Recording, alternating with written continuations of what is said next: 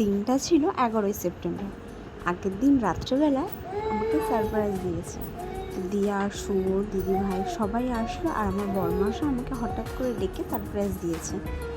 তো এখানে আমি কেকটা কাটিং করব। আর এদিকে দেখো পাপা কি সুন্দর চাকু ধরছে। প্রথমের দিকে চাকুটা ধরলো, আবার ছেড়ে দিল। যাই হোক, কেকটা আমি কাটলাম। এদিকে তোজো, আমার হাজবেন্ড, আমাকে খাইয়ে দিল। পরের দিন বিকেলবেলায় আমি রেডি হয়ে বেরিয়ে গেছি। সারাদিনটা খুব বোরিংভাবে কেটেছে আমার। তো এখানে আমি বেরিয়ে গেছি ঘুরতে। আমাকে অশোকনগরে নিয়ে গেছিলো মোমো খেতে। তো এইদিকে দেখো ও বাইকটা রেখে এসছে, আমার মোমো অর্ডার দেওয়া হয়ে গেছে, সেটাও এখন আনতে গেল।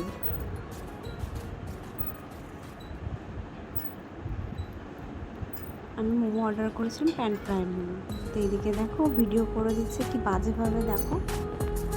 তারপর ওখান থেকে খাওয়া দাওয়া করে আমরা বেরিয়ে গেছি বেশ দুজনে গল্প করতে করতে। একদম ক্যামেরার সামনে আসতে চায় না, ওর বক্তব্য হচ্ছে তুমি করো ভিডিও, আমাকে নিও না। তো এখান থেকে গেলাম অমিত দাদাদের বাড়ি। আমার জন্য একটা ছোট্ট একটা সারপ্রাইজ রেখেছিল, আমি জানতামও না সেটা। তা কেকটা কাটিং করে আমি বাড়ির দিকে চলে গেলাম। তো ভিডিওটা যদি ভালো লাগে সবার লাইক কমেন্ট একটু শেয়ার করে দিও, আর সবাইকে থ্যাংক ইউ। Tata, by.